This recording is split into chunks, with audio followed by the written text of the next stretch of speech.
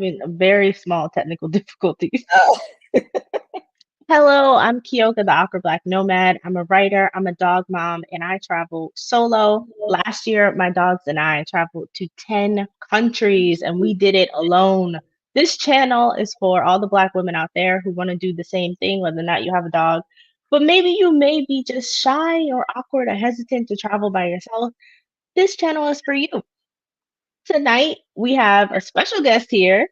Usually I interview solo travelers, but I thought that this lady has a lot going on. It's very cool. She's in a very interesting space, and I wanted to have her come on the channel and talk to y'all about it for a little bit. So I'm gonna bring her up. Hello. hello. How are you? I am good. How are you? I'm good. So Ty, Good. can you tell the people a little bit about yourself and what you do? Yes, I'm Ty Murphy. I'm the owner and founder of Reset by Design Wellness. It's a international wellness retreat brand for Black women. So it's a fairly new company. We've done two retreats so far. The first one was to Ghana, and the second one was just this past June to Thailand. Yeah, and I just help women heal, grow, and reset in stunning destinations around the world. That's amazing. And I saw the pictures from the Ghana trip, and I was like, I can't believe I missed that trip. Um, so you and I actually met each other in South Africa. We went for Exodus Summit. I think this was the Exodus Summit This meetup. year, it was this year Yeah, earlier.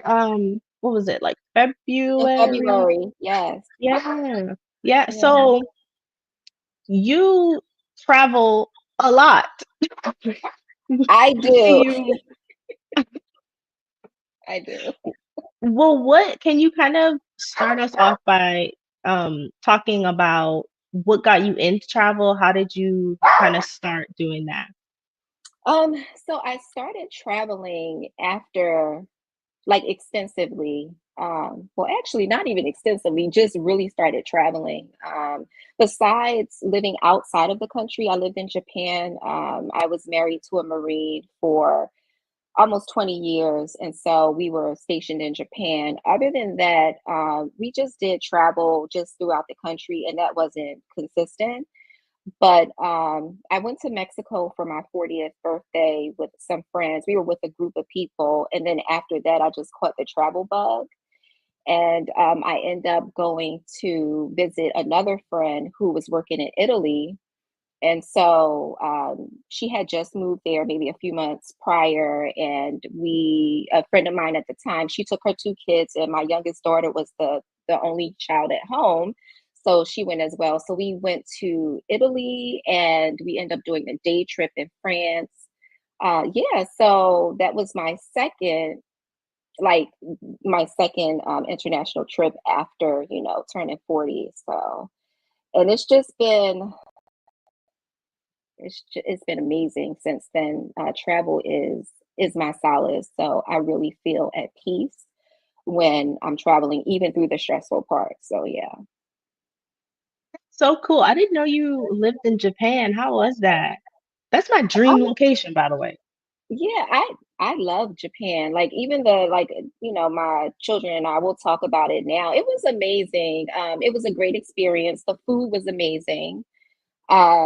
Even the people, we lived in Okinawa, so it's different than mainland Japan. Yeah, it's different, but it was a great experience. It really was. But we were on a military base. There's a lot of military in Okinawa.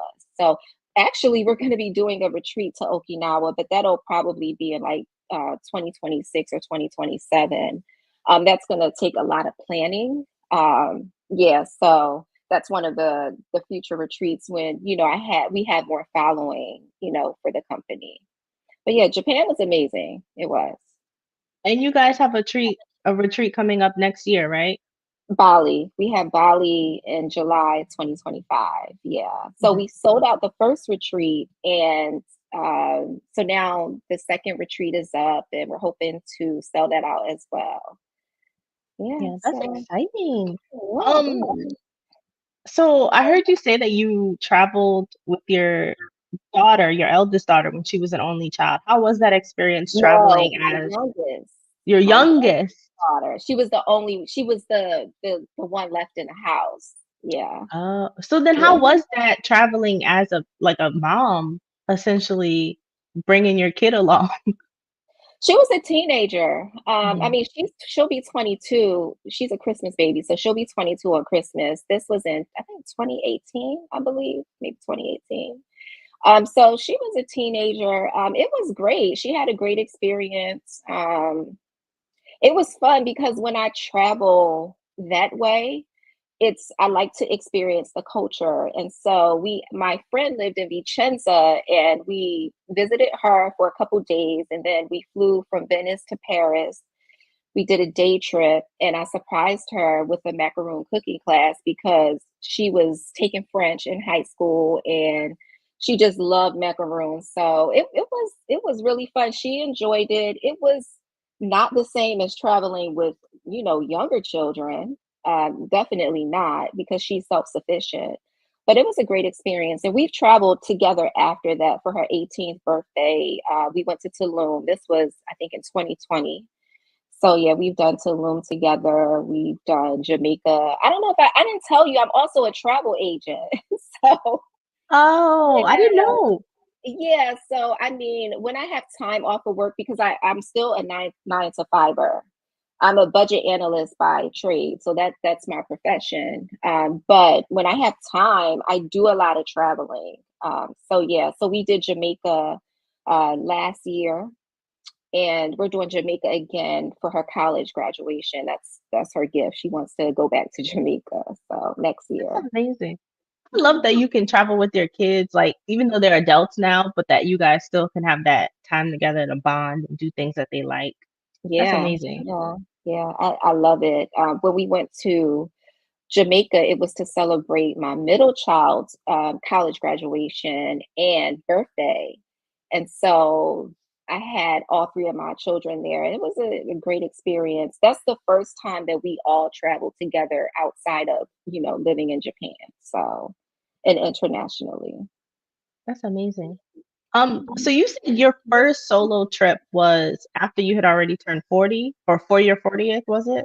No, so that wasn't solo. That was with some friends. That was Mexico. My first solo trip was to Costa Rica because I was planning my exodus. And I went to high school with a girl that lived in Costa Rica. And so I had reached out to her. I had did some research on Costa Rica. I was looking at Africa as well, but I was just thinking, okay, Costa Rica is closer. And yeah, so that was my first solo trip, Costa Rica. And yeah, that was a great experience. I haven't been back to Costa Rica. I didn't have the connection with the country, but I also didn't have the opportunity to spend a lot of time there. And if people are not used to traveling, they should always know like it's definitely not a good decision to make a big move without visiting a place more than once and visiting it in a not as a tourist, but experiencing it as a local as much as possible. Because then you'll really get to feel, what it's like to live in that place. 100%. Like I always say, when I travel, I have to build in my naps. So I'm gonna need some more I love time. I'm gonna need some extra days because there's gonna be at least 1 or 2 days where I'm not leaving my hotel room or that. it's just not gonna happen. Um, I love that. I love that. And the thing is, like when you travel, like I was talking to, I was telling you earlier, I was talking to my youngest daughter and my middle child, um, because the youngest one came home because she's visiting one of her college friends and the other best friend. So it's a whole thing, but they drove up to Pennsylvania today to visit their other best friend for the weekend. And so anyway, she was here and then my middle child is here right now. And so we were talking, we were just talking about that, like just traveling in general and talking about Jamaica. And I was telling them, Jamaica is my favorite vacation destination. It's not my really. favorite destination though, because when I travel, I like to experience the culture. And and my youngest one was so excited about the trip coming up, because her friends are going to be there as well. I think one of her friends is also graduating. Yeah, one of her friend that she's visiting in Pennsylvania is graduating next year as well. So we were talking about that, and I was just telling them how Jamaica is great because they cater to most of the resorts will cater to their guests. Some other destinations may not be as good, like some of the other Caribbean destinations. But yeah, I love Jamaica for, just to enjoy it as a tourist. But when it comes to like traveling and enjoying the culture, I would say I love Thailand. Like, yeah, Really? yeah, we were in Phuket, and all of us, all of us like just fell in love with Phuket. That's one of my favorites. I have a special connection to Ghana. I actually have land there. So, but Ghana's different. Ghana's different. If you've been to Ghana and you have that connection with Ghana, you know it's a little different. But I used to have a favorite. I don't have a favorite, like one favorite. I just have several. Like I love, most of the countries I've been to for different reasons. I love that. How did you buy land in Ghana? Like what? Oh my gosh. So after so I visited Ghana. I think it might have been right after Costa Rica. It was right before COVID. And I connected with a YouTuber because she was doing a natural build. And so I had visited Costa Rica and I was like, okay, I wanted to visit the Gambia, but I switched. I got my visa for the Gambia and everything. And I decided, you know what, I think I'm going to do Ghana. And so she had put something out where, she asked for people to come help doing a natural build. And I was just like, okay, I want to do a natural build. So I'll go out there. And so When you while I say was natural build, what do you mean? like building with the earth instead of Like in a like one of those Adobe mounds? Like what do you mean? no, it's You know what so I'm thinking, like in history class, when they talk no. about how the Native Americans used to. Natural material. With natural material, there's a way there's a way that you can build with natural materials. So I wanted to go and experience that, so that I could know when I try to build my own home. And so I think she ended up doing partially natural. I can't remember, but so I did visit, and during that time, I met someone else that was there helping out as well. And so she and I kept in touch, and yeah, and then she just was like, she purchased land from someone else, and she was going to start her build, and then she met this guy that introduced her to a chief, and he was like, yeah, I'm willing to sell you some land. And that's how it started. So I purchased two plots, she purchased two, and then another American woman purchased two. So they have their houses built. I just have a fence. So we all have our fence. So our properties are separated, but we're literally in line like this, and I'm in the Oh middle. wow, Yeah. And so and I have my fence built, but I have to start on building like a small tiny house. That's the plan. Yeah. that's really cool. Yeah. So do you think when you do your exodus, you'll go to Ghana? No, not permanently. No, not like that. Not saying it like that, but I do love Ghana. My land is not in Accra or the central region, so it's not near Cape Coast. It's actually in the northern region, and so it's off the beaten path. And I actually love that, because it's not very touristy. It's a little more traditional. The population is most of them are Muslim. It's way different. I don't know if you've been to Ghana yet, but Accra is just more across the city. So it's it's a city. It's a lot of hustle and bustle. But living there permanently, I'm not in that space. No, but I would definitely. It's one of those places I would want to go to. Maybe a few times out the year, maybe a couple months out the year to stay. I would do that for sure. Okay, so like a cute vacation situation. Like an extended, like a slow travel situation. That's my daughter's dog. Hey, Luna. It's okay. Um, Okay, we are not. Listen, this is a dog household. I understand. She want to Yeah, and join in I'm the dog conversation. sitting 2 dogs, and the big one is minding his business, and the little one is just whining because she misses her mommy. That's what it That's what is. they do. That's what they do. That's what they do. Mhm. So what I wanted to touch on though was the fact that you really started traveling a lot after you had already reached your 40s. Like Mhm. it's kind of later in life, like not later, but No, no, it is though. It is. It really what is. so kind of like what motivated you to get started and why did you wait so long? So what motivated me was the trip to Mexico, to Mhm. Cancun. After that, I really I caught the travel bug. And I was so late because I was married, and it was a total of 5 of us because we have 3 kids. And it was always a money situation, like for him, it was, oh, well, we don't have the money to do that. And we both worked. So I was not in a situation where, we didn't have a two-income household, but there was always an excuse. And so international travel wasn't necessarily a priority because we did travel to visit. Our travel was visiting family. That's really what it was. And so it was like, okay, we spend all this money when we visit family.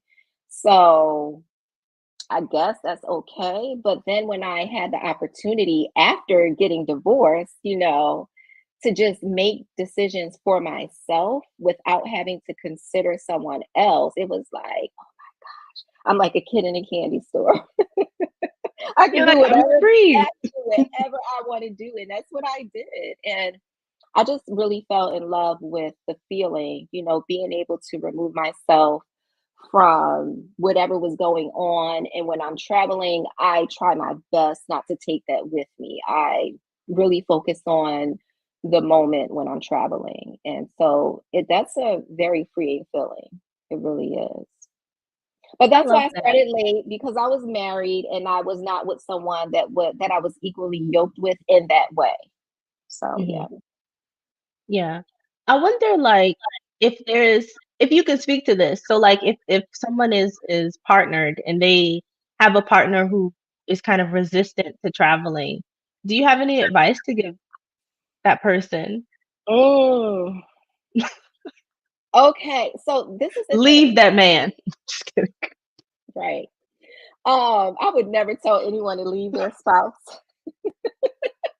unless they were putting hands on them, because I think that that's something that you have to decide on your own if it's that bad.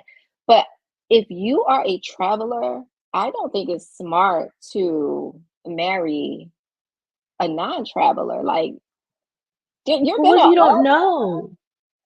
well, What if you those are don't know you're a traveler? okay. Like Those are discussions that you have. Those are discussions that oh, you're saying if it's before, you're a traveler or right. So like what if you've never been on a solo trip or a girls trip. So you mhm, don't know that that's something that you enjoy until after you're already married. mhm. Okay, so I mean, it's not a deal breaker. I mean, I had someone at the Thailand retreat that has traveled. She's actually going to Bali with us as well. But her husband doesn't like to travel. That does not stop her. So sometimes you have to if your partner really cares about you, they should understand that that is something that you need. Just like if your partner likes to work on cars or buy antique cars or just something like that. Men generally love cars. Um, if they have the freedom to do that, you should have the freedom to be able to travel. And you find your tribe. That's what you do. You find your tribe. If you are not a solo traveler, then find your travel buddy. I just went to El Salvador over the Indigenous People holiday. I have like every other Friday off with my schedule, and so it was an extended holiday for me. And yeah, I didn't want to necessarily. I was going to do El Salvador by myself, and then I was telling her about it, and she was like, "Well, I want to go." So we end up going to El Salvador. But you find your tribe where you find your one person that you travel with. And just make sure that your personalities mesh because that's important, right? And you know that from traveling, it's important that you travel with someone that is equally yoked with you in that way because it may not be That's why comfortable. I travel alone. Yeah. That's So why I and travel solo. right, and solo travel is great. I mean, I love solo travel. I feel like if like when we were in South Africa, there were so many of us. What, like 100, right? Like 100 of us. Yeah. It was a Yeah, hundred black women in yeah. Morocco too. I don't know if you were in Morocco. No, I did not. I did not go to Morocco. I missed that one. But I love South Africa. And I was just thinking I was overstimulated because I'm a little Yeah. introverted. I mean, people don't necessarily know that, but I have to take a break. So me being by myself outside of meeting with all of you, that was really therapeutic for me because just being around so many people at one time, that was a little difficult. I think you said you're an introvert, right? Yeah, I am an Yeah. introvert. And speaking of South Africa, there was a day I made plans to go on a hike to the whatever The that Cape. Table Mountain, I Yeah, think. yeah, Yeah. Table Mountain. I canceled last minute and I was like, I'm feeling sick and I don't want to do this. And so I stayed in Yeah. my hotel room and I only had strength to go to a coffee shop and get a delicious piece of cheesecake. It was gorgeous. It was just beautiful. It tasted good. I loved it. It was Um, good. exactly. And then I just retired to my hotel room. I soaked in the tub and I watched Real Housewives all day. So that's what I did. Because sometimes you need to like nourish yourself when you're Absolutely. overstimulated, and the ladies were wonderful, but it was just too much for me. I was exhausted.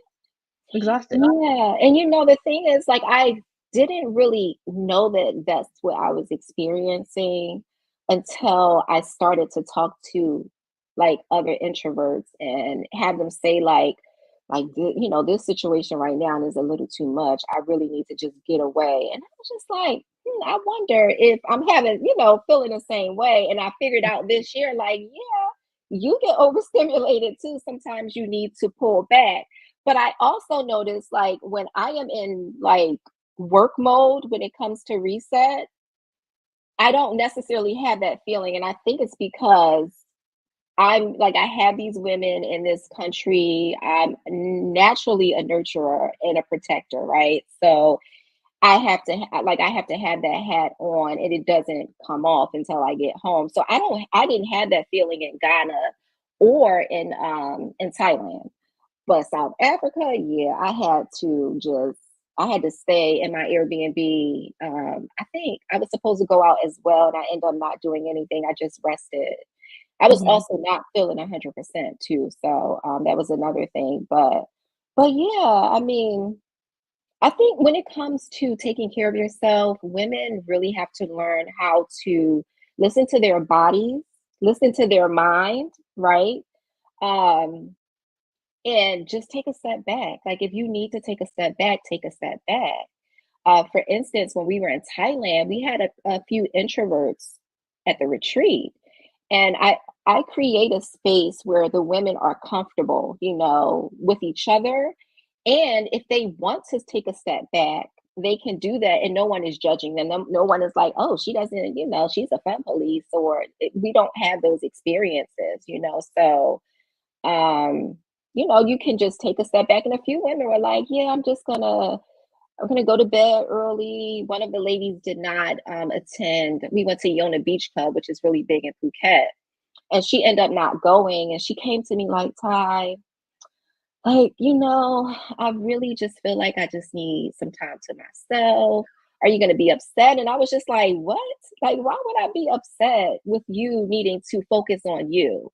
At the end of the day, you have to be good, even when you're traveling. So if you need to cancel, or if you need to, you say, you know what, I'm not going to do this activity, that's okay. And it should be okay. You should always be traveling with people that understand you. Yeah. Yeah, definitely. And I think that's also why community is so important, right? So it goes back to what you said. You didn't realize that you kind of skewed to the introvert side until you started talking to people. And I think like once you can kind of, it's almost like resourcing, like, right? Like I need different varied experiences to kind Mhm. of like put it in my brain and figure out what's going on in my own life. Right. You know, talking to people more makes you feel seen and makes other people feel seen. So I love that. Why why was it so important for you to kind of create a safe space for Black women to go on these retreats? So, like during my divorce, I went through major depression, anxiety. My whole life was changing, right? So it wasn't necessarily, oh, I'm getting a divorce, it's the worst thing ever. It was more so, it's a complete change. And anyone that has been divorced, they know this. Even if you want the divorce, it's still your entire life is changing. So I was thinking about my kids, losing a two-parent household. I was thinking about losing what I thought he was my best friend, but I found out later he was not. I thought about that. So I was just going through a lot. After the divorce, it got worse. There was, mental abuse, emotional, financial. And so I really went into a deep depression. I think about it now, like I don't even know how I was getting up for work. Like I literally would have to get up every day and still go to work, and that was difficult. I lost a lot of weight. It was really bad. I'll say that it was really bad. I lost a lot of weight. I'm not an emotional eater, so when I'm stressed or really depressed, I don't eat. And so it got to the point where I literally couldn't eat. Like my body, if I would put anything in my mouth, I would get sick. That's how bad it was. And so I started to, and this was over, I think, like almost a 3-year period. And I started to come out of that depression. Like I would pull myself out. Even when I was traveling, I was going through depression when I went to Italy and even Mexico. Like I was still going through depression, but I was slowly coming out of it because I started to do things that I wanted to. And I remember, like looking to try to find, they had rehabs for people who, for addictions, right? So I'm like, surely they have something for people that are going through depression. Like this is where my mind's going, like, why would you not have that? And Right. they did, but my insurance was not going to cover it because I had Kaiser, and it would have cost me, I think, about 20,000. So I was talking to a good friend at the time, and I was like, I really need to go on a retreat or something. Like, I need some tools to help me get through this. I was doing therapy, but it wasn't really landing. It was landing as much as it should have. And I felt like I just needed more. And so she found this retreat. So we went on a retreat to Bali.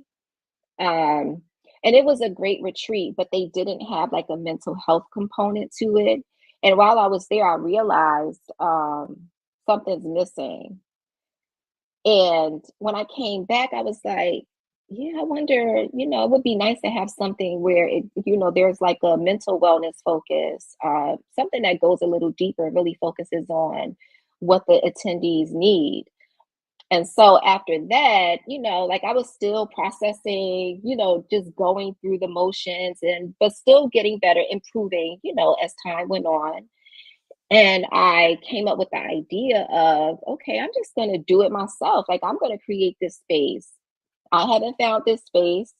I'm going to create it myself for other women because I know there are women that are going through things, and not just, older women or women around my age, but even younger women go through things. Everyone at some point needs a reset, and a lot of people go through more than one reset in their lifetime, right? So that's how it started. Just not being able to find that type of space where you can get not necessarily therapy, but your wellness workshops are not a one size fits all. They are catered to you. And that's how Reset is. Like I curate the wellness workshops. The retreats come with two group pre-retreat group coaching sessions and post-retreat, two post-retreat group sessions, and the same for individual. So someone that comes on the retreat, they'll get those group sessions, and then they'll get two pre-retreat individual sessions and two post. And so what happens is in the pre-retreat sessions, we talk about what it is they want to focus on at the retreat. And so that is how I curate the wellness workshop. So if someone's going through a divorce, that's what we're gonna go over, how it is going through divorce, processing through divorce. If someone, they just graduated from college, or they're really adulting now, they're on their own and they have some stressors, we're gonna do a workshop that, discusses that and gives them some tools. If someone's coming out of depression, we're going to talk about that. I mean, we've in Thailand, we had people that did not really have anything that they necessarily wanted to work on, and so that's okay too. It's like it's curated in a way that everyone feels comfortable and most people can relate. Like most people can relate to the workshops, even if they are not experiencing what their sister is experiencing at that time. Love that. It's like everybody gets their own personalized experience that way. Yeah. Yeah, that's beautiful. So what kind of wellness activities do you do outside of the group and individual coaching? So we do the workshops during the retreat. We do journaling. We have some yoga, meditation, fun movement. I am a registered yoga teacher, and I got the certification strictly for this.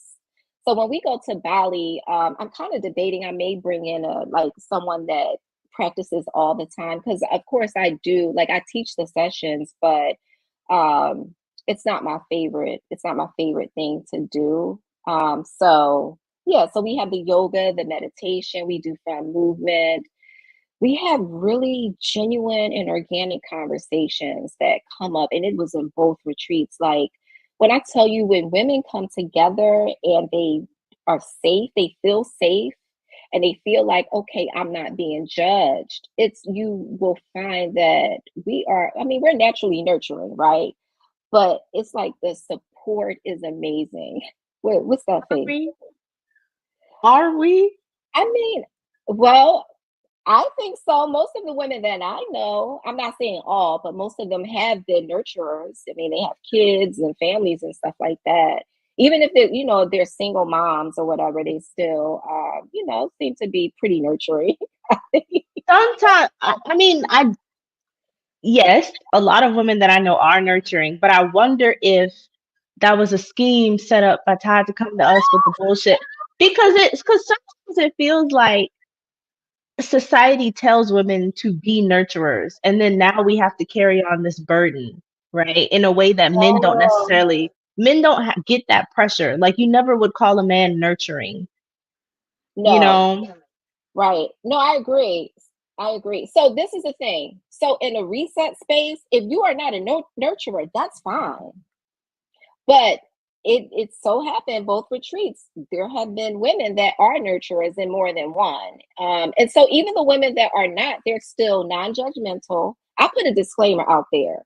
I'm like, you know how you put disclaimer out to kids, not calling them kids, but you know how we are. I don't know if you do. You do have like nieces and nephews, right?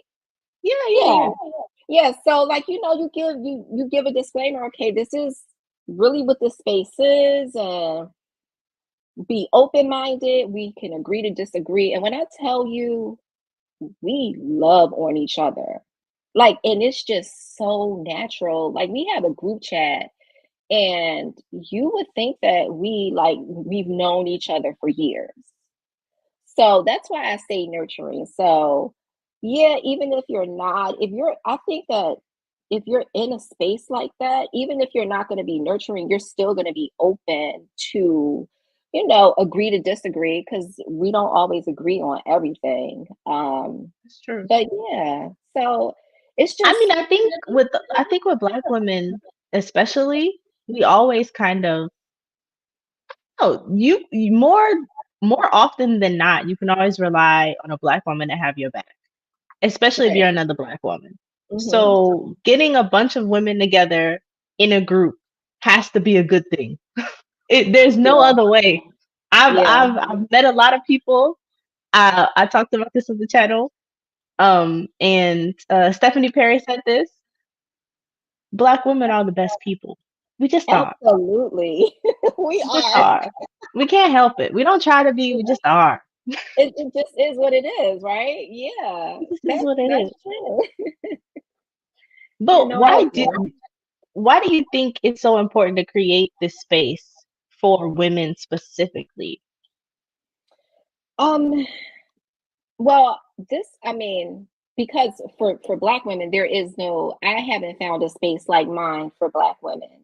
Um, Not the way that I do it. Definitely not. And it's needed. I felt like it was needed. I know I needed it. I know other women that needed it, and the women that come to my retreats need it. Even if they're not going through a major life change or experience or a reset, they still need the type of space that we create with Reset. And building that community as well is, when I tell you, I know I've already said it, like, we really do love on each other. We do. We've had some illnesses since we've been back from Thailand. We pray for each other. I think that there may be things that we share with each other that we may not even share with people outside of the group. And these are not women that know each other. Of course they were connected. Everyone's connected because of Bondi Blue, but yeah, I mean, it's amazing. You have to come to a retreat because it's an amazing experience. Like, I'm telling you, I I see it, but I think when I look at the women and I see how they interact with each other, I'm just like, okay, I did something good. Like, yeah, this is my calling. Just being able, to create that space and have them be there for each other. And it's not like it's pressure, like it's not an obligation. It's like, I want to do this. And it actually makes me feel good to be here for my sister. And this person is really my sister because we look out for each other, even if we're not talking every day. So, yeah. That's beautiful. So, how have you seen people change during and after one of the retreats? So on one of the retreats, one of the women was talking about how she really didn't have time, spend enough time with her family. She was a new doctor. She's actually a psychiatrist. And so, like, she and I caught up a couple months ago, and she was just, telling me how now her and her family, they do a book club every month. She didn't like so she wasn't as open at the retreat, so she was in therapy, so she talked to her therapist about that. So this was a combination of her experience at the retreat and then her also doing the work with her therapist. And so she set some goals and she achieved those goals. And then with the second retreat, so I am a serial entrepreneur, so if someone's talking about business, I'm like, okay, what we going to do? Like, what we need to do to get you where you want to be. And I have more than one person working on businesses that I've, given them some assistance on as far as information. Someone is working on a book now. I think someone else is doing something else. I should have wrote some of this down, but yes, it's some good things going on. People are setting boundaries, because we Love to talked see about that. boundaries. Yeah, like setting real boundaries, And I think hearing other women, like when you're telling a story and then you're getting this feedback from other women and they're coming from a genuine place, I think it's a little easier to receive. And so I know a few of them have said, like, I've really thought about the things we talked about at the retreat, and this is what I have done. And so they'll update, we'll update each other in the group chat. And I have sessions with a few of them outside of what came with the package as well. So we discussed those things, but we just got back in June, and I would say having someone start a business, like they're almost done with, everything, and they'll be launching soon. And then another person, they had a business, but they expanded their business, and now they're adding another component. And someone else is working on something for dogs. Yeah, so she's going to be working on something for dogs. We have to go through that a little more. She's dragging her feet, but I'll get her there. I'll get Something her else to take all my money, child. These dogs are already spoiled. there. Yeah, yeah. Y'all love to spoil those dogs for sure. I don't have no kids, so they're my And I kids. love it. Yes, yes. When my daughter left her dog today, she's like, Mommy loves you. And I'm just like, oh my gosh. It's Miss so them. You miss funny. them when you're away for a long time. Yeah. Hi, Yvonne. I just want to remind everybody to like the video. Drop down in the comments if you have questions for Ty, please. And I mean, so it seems like it started off as just this wellness retreat that everybody went to kind of visit a new place. Maybe they were dealing with something that they wanted to kind of have some more help with, but then it became this business networking opportunity, this friendship. There's a group chat. Like it sounds like people are just making genuine connections with each other. Yeah. But it was always, that was always the goal. The goal was always to create community. So I don't believe that you should be here by yourself, right? I don't necessarily believe that you have to be in a romantic relationship, but I do believe that community is extremely important, you know. So it's doing what I envisioned, and it is my hope and my dream that it grows even more, and that the space opens up to even more women. But yeah, with Ghana, some people, so Ghana was a very small retreat. It almost did not happen, because I did fund the company with all of my money. So I invested a lot into the company, and I just was like, I told Sakina, she's my one of my closest friends. She's like my sister. I was telling her like, I don't know if we're going to be able to swing Ghana because we're in the red. So we were in the red in Ghana. We were, but it. I just looked at it like, okay, this is the cost of doing business. This is something that I really love to do. So if I'm going to be in a negative, it'll be worth it. And it was, because we went from 4 women going, which included Bondi. And then in Thailand, it was a total of 11 of us with myself, Kina, and Bondi. And now for Thailand, we're sold out. And so for Thailand right now, I have 13 people. And then that's not including myself, Kina, and Bondi. So yeah, I mean, so the numbers are growing, and then our return rate um for Thailand, who's going? Leah, let me see. Um, I think five or six of the women. Yeah, so let's say there were 8 women that signed up outside of Bondi, and there are 3 of them that are not going. So five of the women are going to Bali, to the first Bali Wow. retreat. Yeah, so that speaks volumes right there, because the retreats are, they're not inexpensive, but clearly they feel like, it's worth it. So Right. They that's, keep I coming mean, back. yeah. And one of them has been to, 2 of them from the Ghana retreat went to Thailand. And so one of them that went to Ghana and Thailand is going to Bali as well. Yeah. Yeah, that's amazing. So why was it important to have the travel component incorporated into the wellness retreats? Because I mean, y'all could do a wellness retreat in Texas or or Right. Colorado or Wait. So black women need to get out of this country. Like black women need to period. experience being outside of the US, right? Get away from your family, get yourself into a space where you can be you and you can focus on yourself. And so I have talked about, like, Keen and I have talked about, doing some local retreats. And eventually I think we will do that.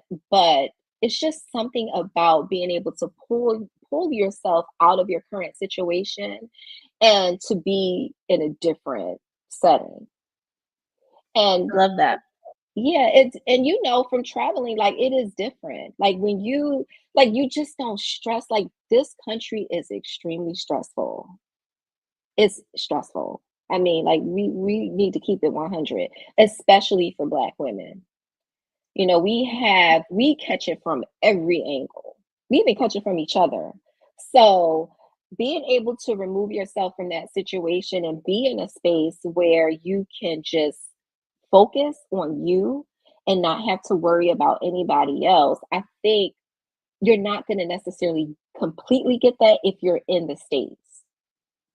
Yeah. And then you I have to almost deal with would say whatever's it. going on. Go ahead.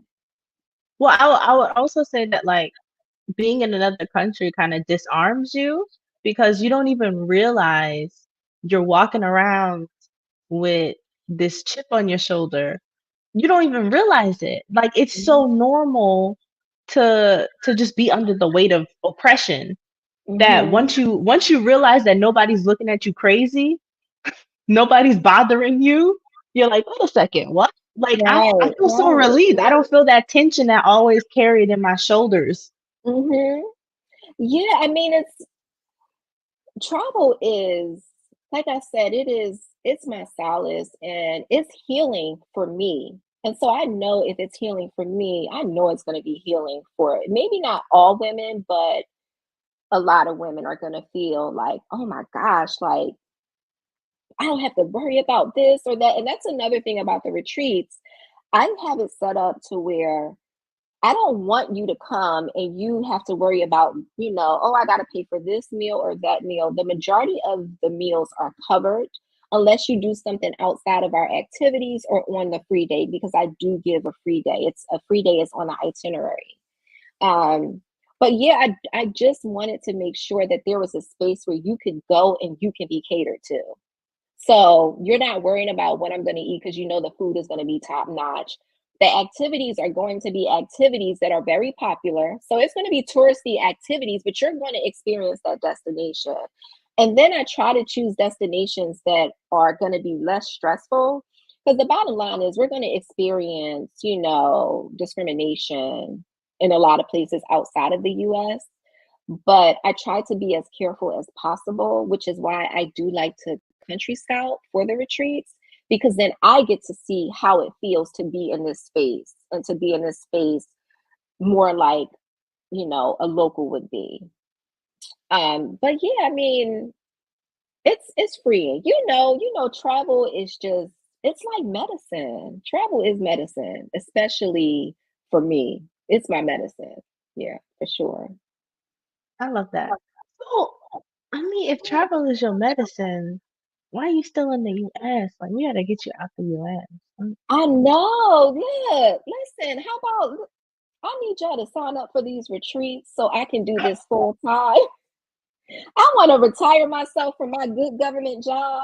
Yes, I do. That is my goal, is to actually retire myself early from the government and to just be able to focus on doing the retreats and, creating the space for Black women.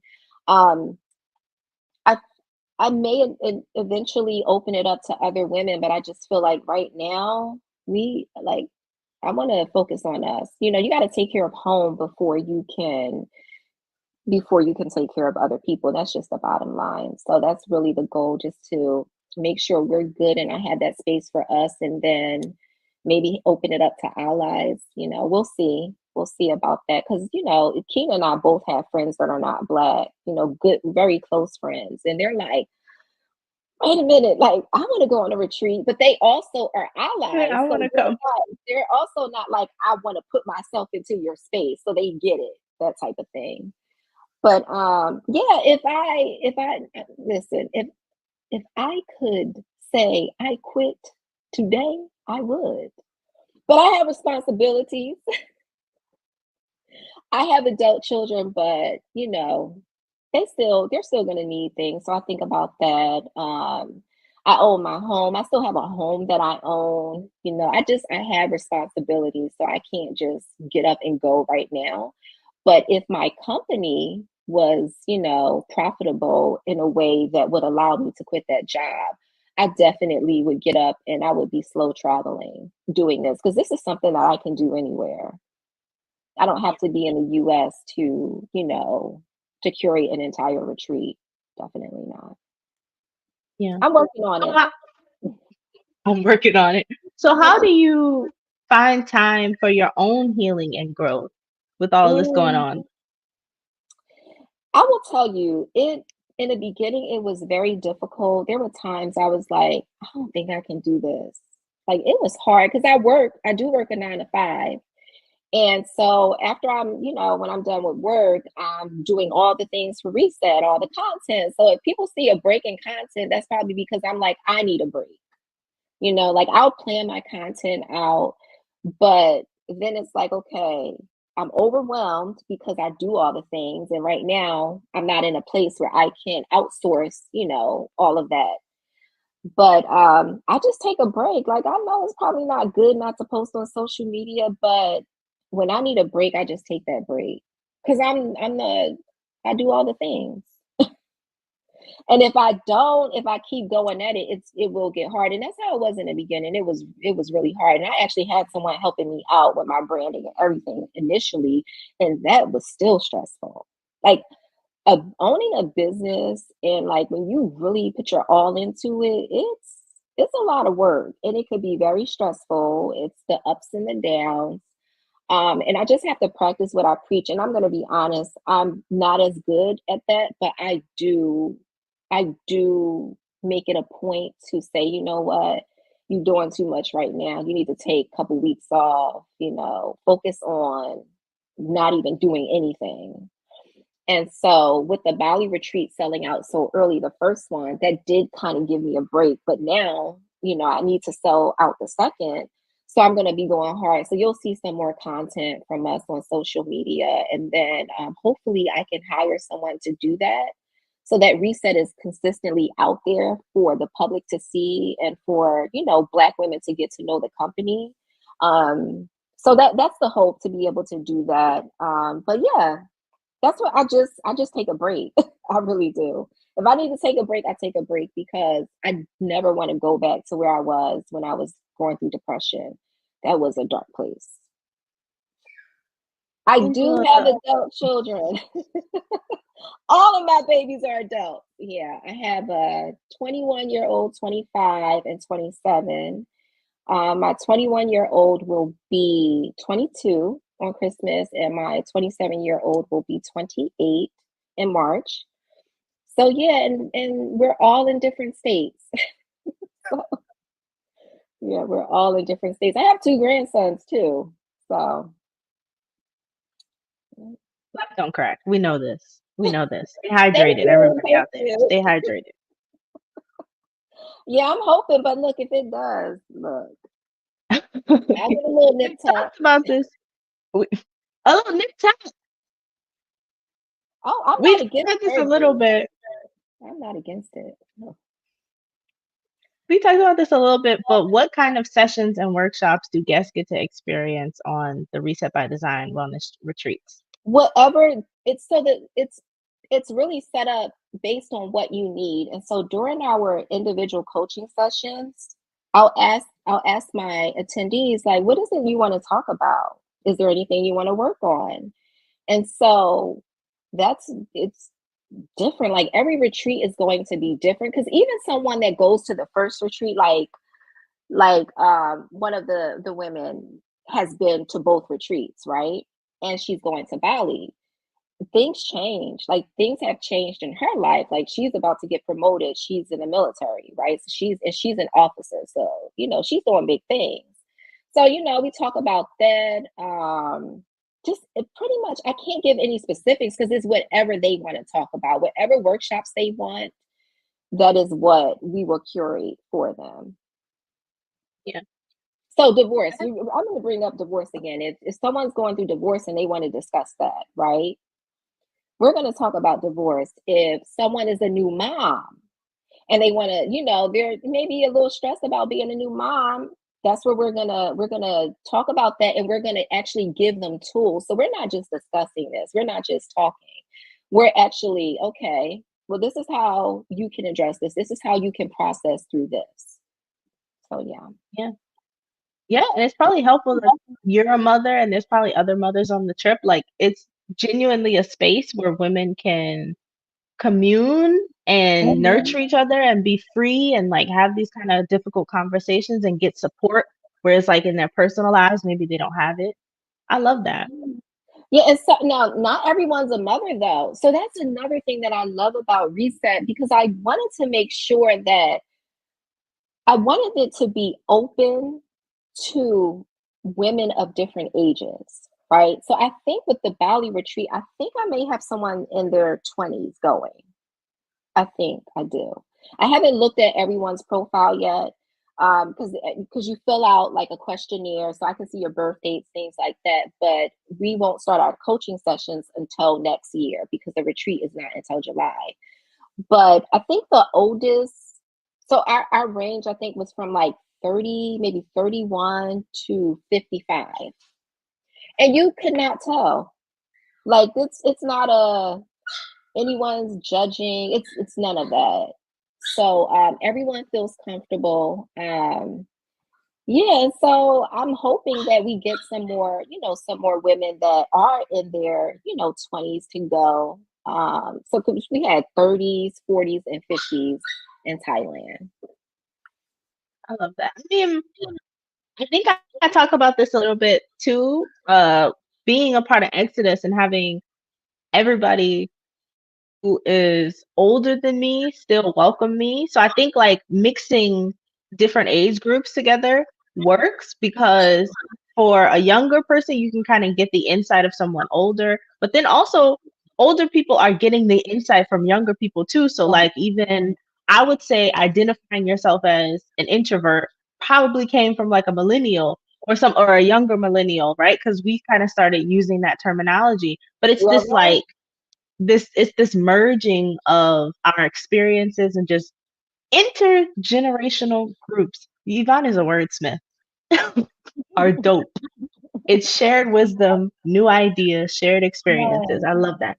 And then you have people guiding your steps no matter what stage of life you're in. So I love that. Mhm. Yeah. Yeah. So you're right. It did come from. Oh, I lost you. Oh, I think you muted yourself.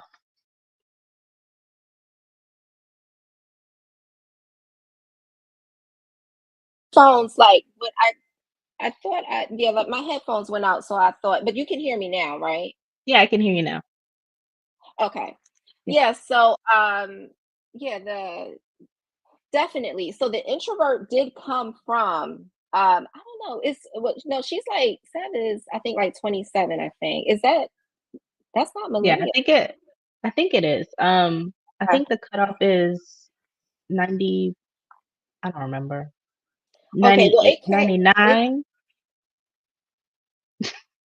yeah, I don't know. But it came yeah, you're right. I think she's 27. She actually amazing young woman. She helped me with the branding and my like all my social media stuff before like in the beginning of Reset. So yeah, and that came from her. Like I learned like wow, because she would tell me like sometimes I just need to it's okay to be around people, but I need my time to myself. And so yeah, you're right. And that's what's great though.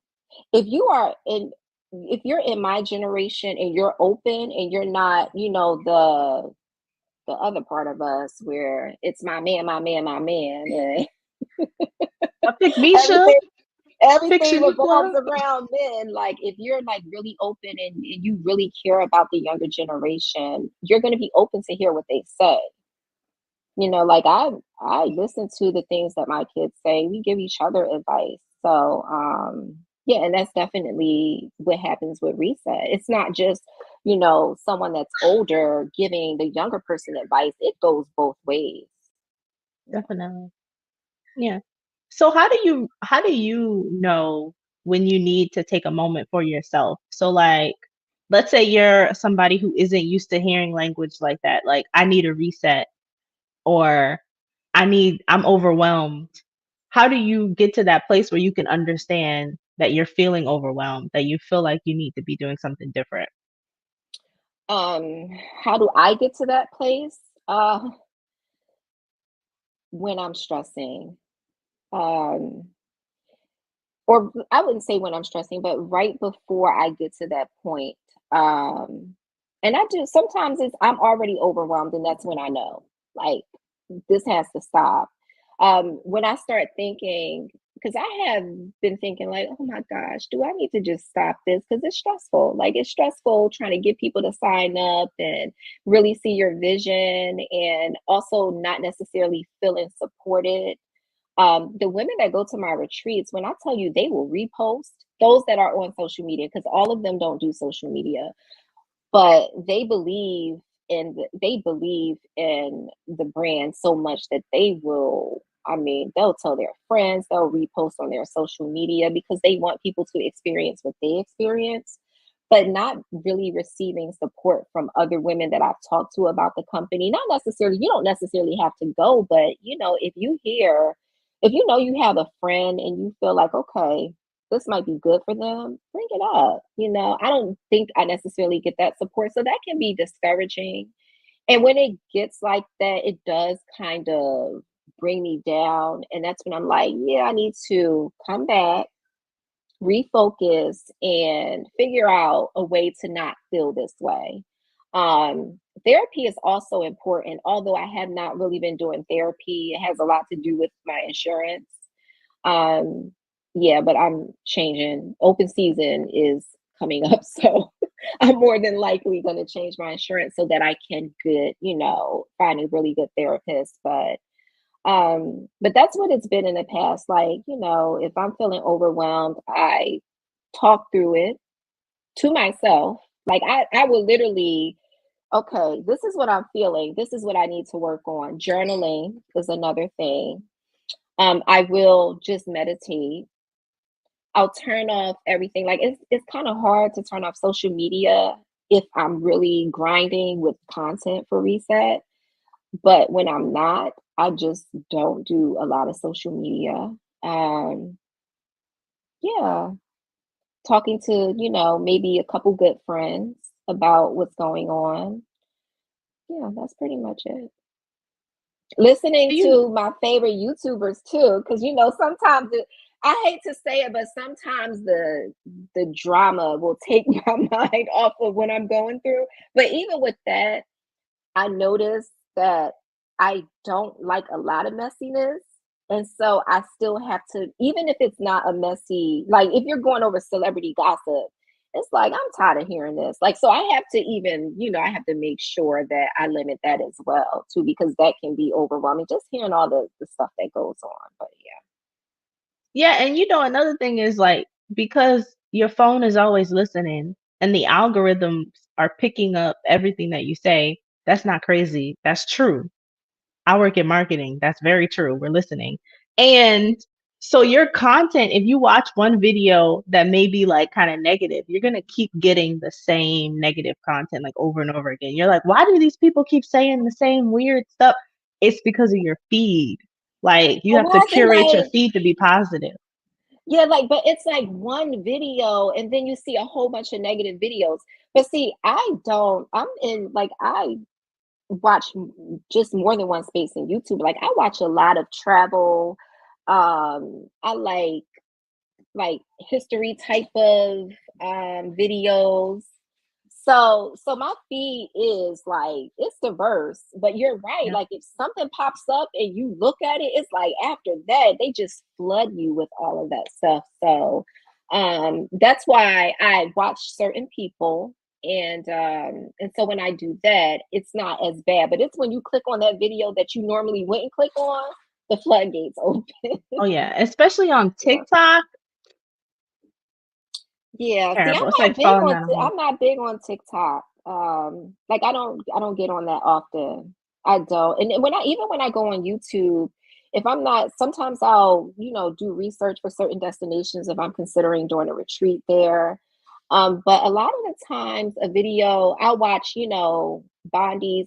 I try to catch her lives, but my schedule doesn't always allow for it. And then of course travel, a lot of travel videos. I mean, I watch more of those than anything. And I listen sometimes Erica De Niro. I watch some of her stuff every so often. Something will pop up for her. But yeah, I kind of keep it to a minimum. I watch Stephanie sometimes and Rashida. So yeah. This is a very specific question from Joy.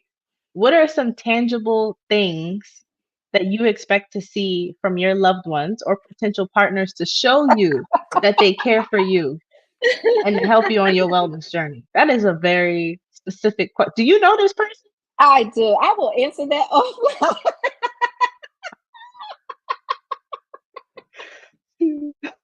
You are funny, Joy.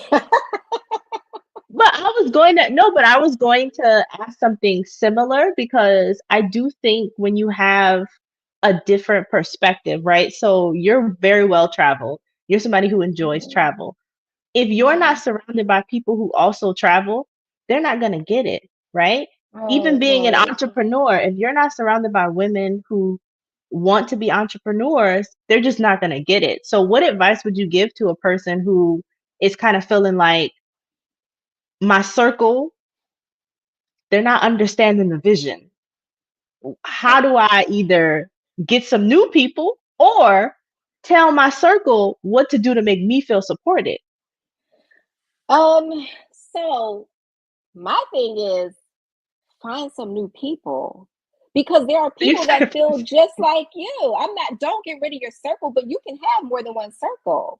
Everyone serves their purpose, right? So you can have your friends that you just kick it with in the country. They're not going to do international travel, but you might have your home girls that are like, okay, we're ready to take this trip. And you have to open yourself up. That's what's great about Exodus Summit. If you truly want to find someone in Exodus Summit, you can. You can make those connections. That's my advice is open that circle. I mean, you not open that circle, but start a new circle. And you asked about or pretty much telling people how. I don't know. So this is the thing, and Joy knows this. I have a difficult time asking people for things or asking for help, right? I am just used to, like, in a romantic situation, I was used to my partner just doing, right? So when it comes to my friends, I would say I don't know because I don't ask I would ask my friends to share my post, tell people about Reset. That's how I would ask for support. Like, help me get the company's name out there so we can be selling these retreats out and I can have multiple retreats a year. That's what I would ask of, my friends. If I have a friend like you mentioned marketing, we have to talk about that because I really need, help with marketing.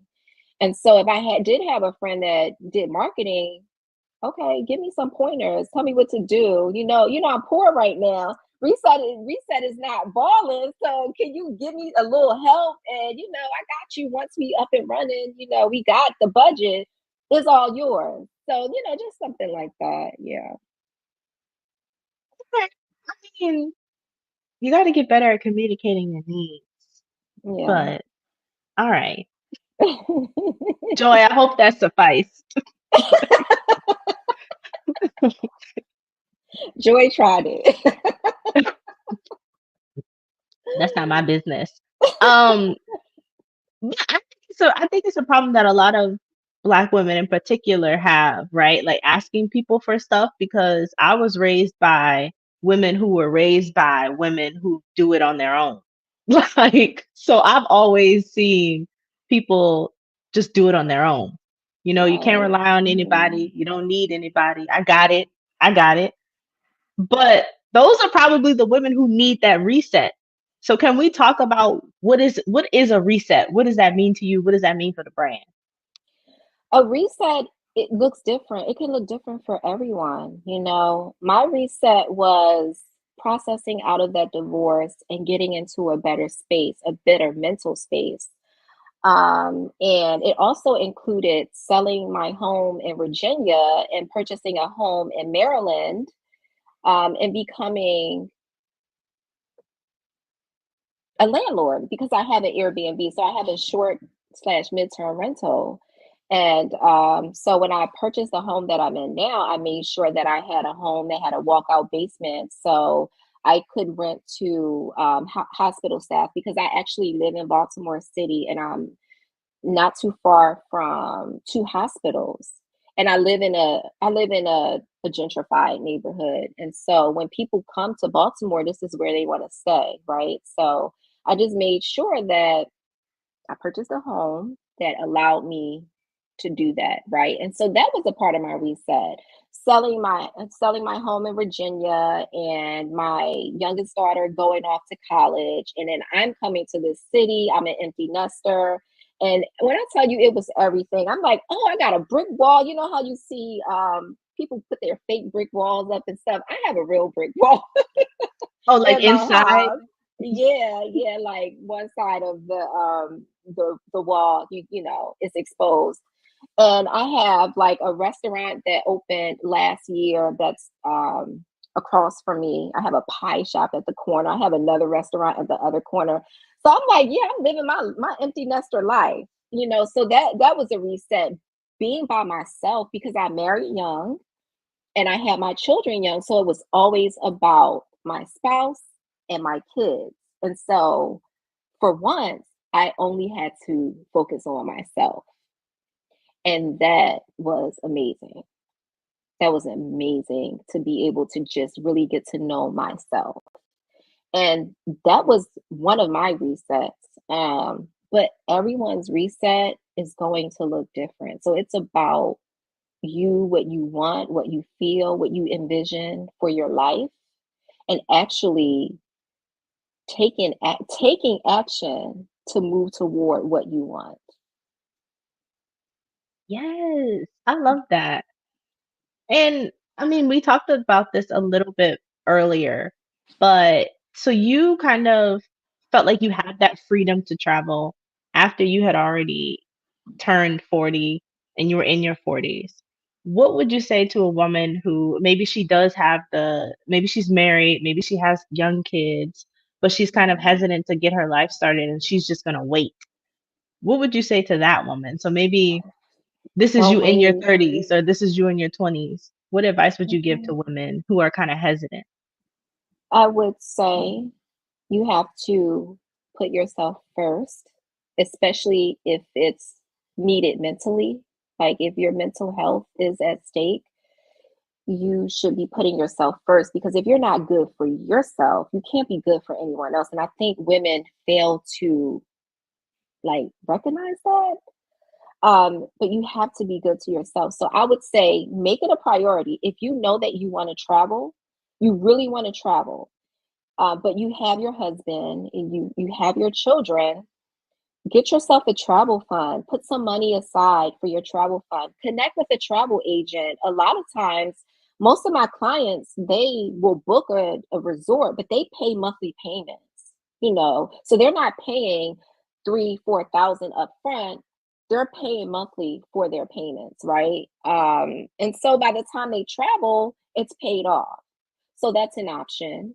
Um, and just prioritize yourself. If you prioritize yourself, you can be your best, you can be the best for other people. But if you're not doing that, how are you truly, like, think about it. How are you truly being the best for your kids and your husband if you're miserable? How's that possible? I could tell you right now, I mean, I was married for a long time. You cannot be your best possible self for anybody else if you can't be for yourself. So prioritize you. If it's a financial situation, like if it's, you feel like it's not in a budget, just make sure that you are save, make it a priority. Just like that those kids got to go to the doctor. For some women, they might, cook a full meal. They could be working full time, but they got to make it home and cook the full meal for a family. If you can make that a priority, why not make it a priority for you? Like, I think We really need to ask ourselves those questions. Prioritize yourself. I'm not saying, reject your kids or completely say, I'm not going to say no, but prioritize yourself because then you're going to be better for them. Did that answer the question? It did. And Okay. we talked a little bit about like if you're partnered and if you have kids, but I think even single women sometimes struggle to prioritize themselves because they're trucking. I was gonna say trucking for a man. They have some women who their priorities are externally and they're not internally, right? So like Mhm. I think that no matter what stage of life you're in, as a woman, you really should be prioritizing yourself to make sure you're doing things that make you feel good. And then another thing is when you talked about how you could recognize in your body when you were feeling overwhelmed. So like really Mhm. being tapped in to yourself is beneficial. Yes. Yeah. Yeah, you're right. Yeah, you're right. Sometimes, and I think it happens a lot with single women though, but maybe not as much because single women actually are statistically they say are better off than women that are partnered, right? That's what they say. So yeah, that's what they say. And I can honestly say I am different than I was when I was married. First off, I'm older, I've been through a lot. Like that divorce took me through the ringer. And I didn't grow up in like I'm from Philly. I'm from North Philly. So I didn't have like I didn't What that mean? I did not have a cushy childhood. You mentioned Temple, we had when we talked earlier, like Temple's in the hood. I Temple almost is went in there. the hood. Yeah, I I mean, almost went there, but my mom said, it's funny you said that because I almost went there. I got accepted. And my mom looked it up and she was like, you going out there by yourself? You going it's to a Temple? great And I'm like, school. It's a it great is a great school, school. It's a great but school. She just got scared. I would not being from there. I My kids didn't grow up the way I grew up. They grew up as military brats. We've only lived in the suburbs. So I would not have been okay with them going to Temple. I just would not have. So yeah, I mean, I just say that if anyone is from Philly or they know Philly, they know North Philly, they know what I'm talking about. So I didn't grow up in like the best environment, is what I was saying. Yeah. Yeah. Um, okay. So you're obviously well traveled. I think we talked a little bit about places that you loved earlier. Mhm. Mhm. Let's talk about places you hated. What's the worst country you've been to where you're like, I'll never go back here again? This place, I wouldn't step a Italy toe. and France, but I would go back because I love architecture, right? So I love architecture and I loved Italy and I love food. And when I tell you Italian food is everything, oh my gosh, it's Well, like why it's would not you never the go Italian back? food here. No, I would go back. I would. You would go So back. there isn't a place that I wouldn't go back to right now. But I would say France. I've only been to Paris and we did a day trip. We did not like it. My daughter didn't like it either. Um, oh my gosh, it just I didn't have a good feeling there. The people were not very nice. There was a woman in the airport that was, I don't even think she was French. She was rude for no reason. Like she was rude. Like I want to lay hands on you type of rude.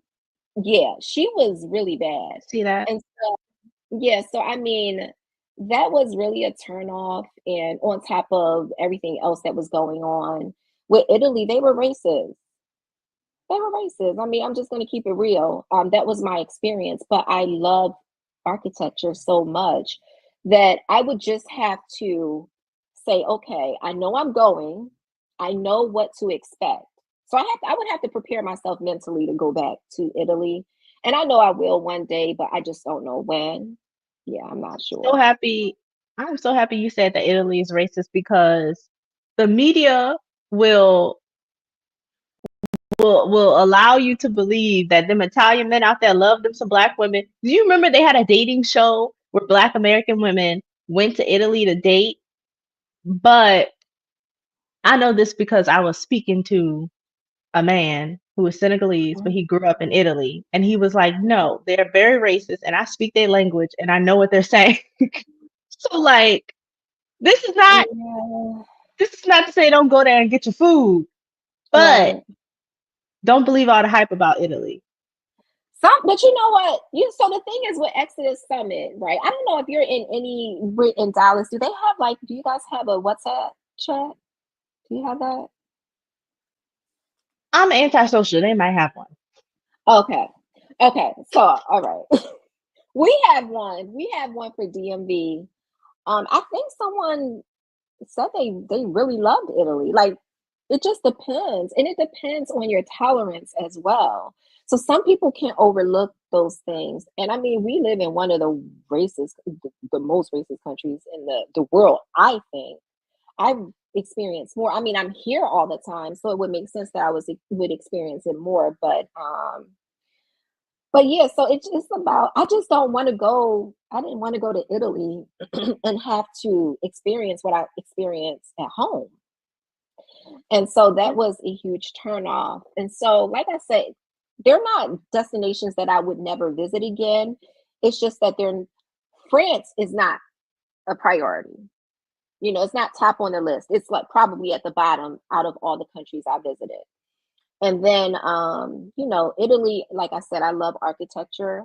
I love history outside of what was done to our people, So I do love history. So that is, I would just go strictly for that. In the food, of course, because the food is amazing. Yeah. But yeah, those two countries. Yeah, for sure. What country has the best food? Italy. Really? Yeah. Well, okay.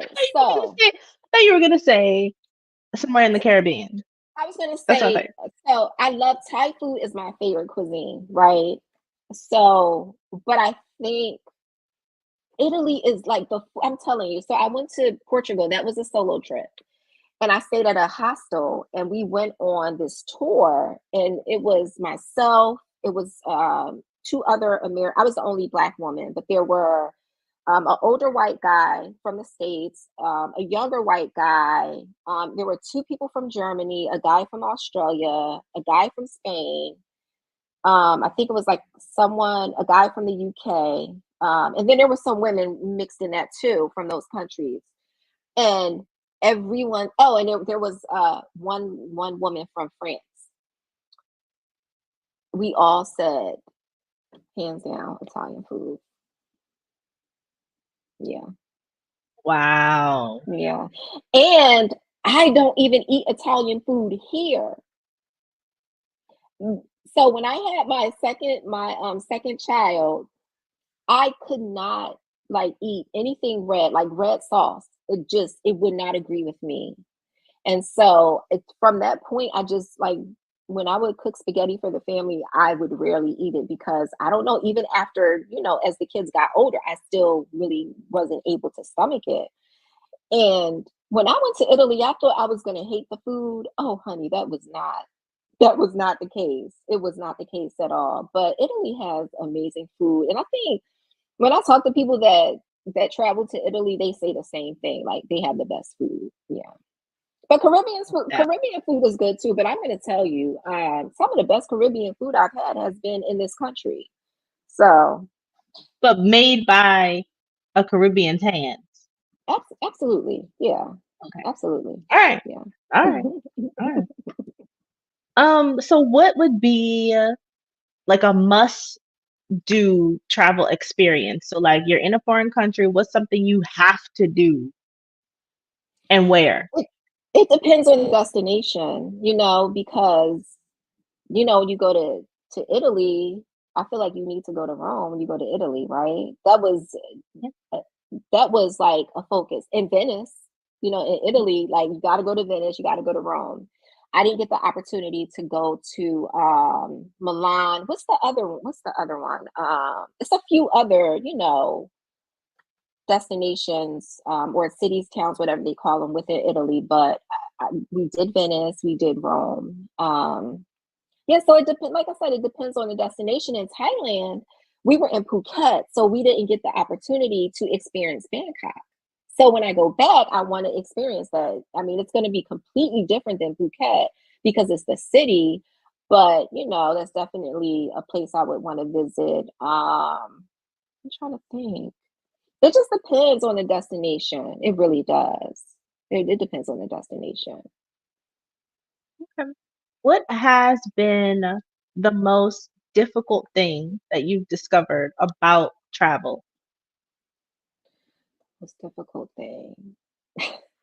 When I tell you I love travel so much that like even dealing with the stress being at an airport and a flight being delayed, like that kind of stuff that would normally freak people out, it doesn't really freak me out like that.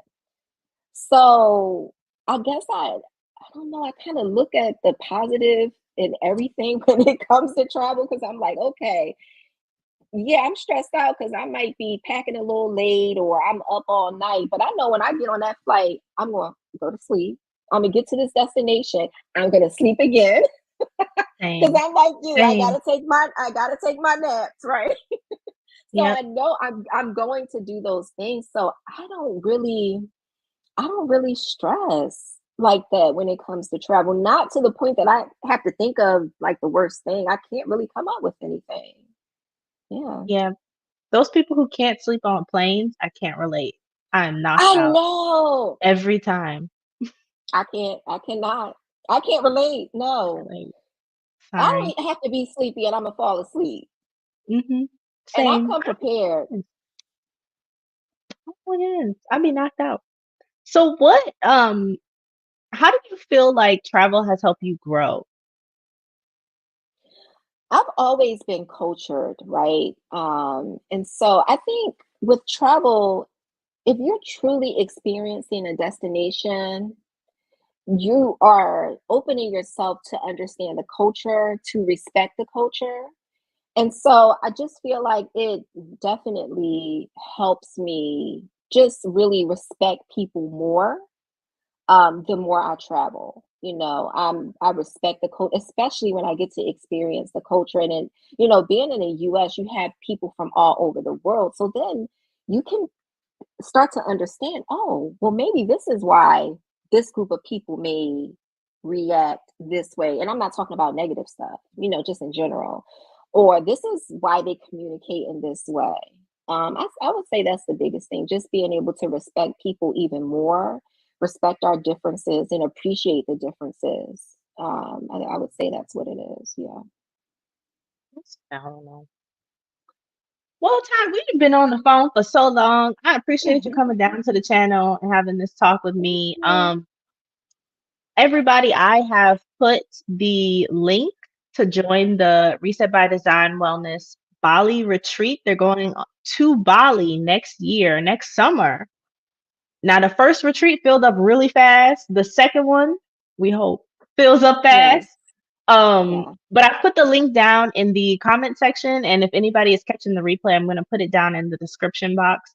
Ty, I appreciate you. I appreciate your openness. I appreciate Thank you. your passion for what you're doing. I love the message. I love the work that you're doing. And I thank you so much for coming to my channel. Thank you. I have a question for you, ma'am. I want to add some things. Hi. So we are going to be doing a South Africa retreat. Why are you laughing? We are going to do South Africa as well, but of course, I really need to get the Bali retreat, so that we can start doing, so I can start doing the legwork for South Africa. That was another reason why I did Exodus because I was doing country scouting for the retreat as well. We will have some couples retreats coming up. I do want to do a men's retreat, but we don't have the interest. We had a few men reach out, but not enough. So if anyone is out there and their husband is looking for a retreat, definitely go to the website, sign up for the newsletter. Same for the couples retreat. There's also an option for you to sign up for the destinations that for future destinations, so they can sign up for the interest list.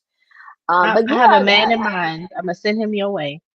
good, good, perfect. And then the retreat for the men, it's of course it's created by women. So it's created by, the company, but there will be a male mental health professional that will be pretty much running the retreat. So we will be a part of it, but we want to make sure that men are receiving what they need to receive from men, you know.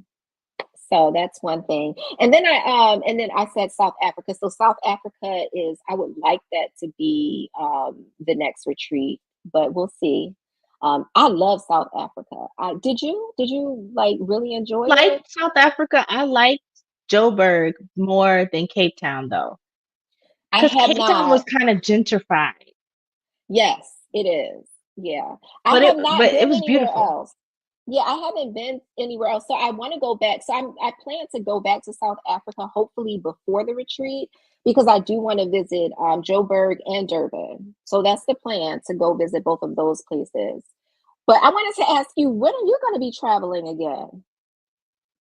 Why does everybody ask me that question? I don't know, everybody. Like, I'm figuring it out. I came Okay. back to Texas because I was like, I'm over here. I didn't intend to be over here this long. I don't know where to go. I don't know what I'm doing. I got to get my money together. So, no, I've given myself a magical deadline of my birthday, which is next June. We'll Okay. see. Okay, so it sounds like you're resetting right now. Exactly. I'm See? resetting. I'm spending time with my family. I don't know. Well, thank you so much for reaching out. I really appreciate it. Thank you for having me.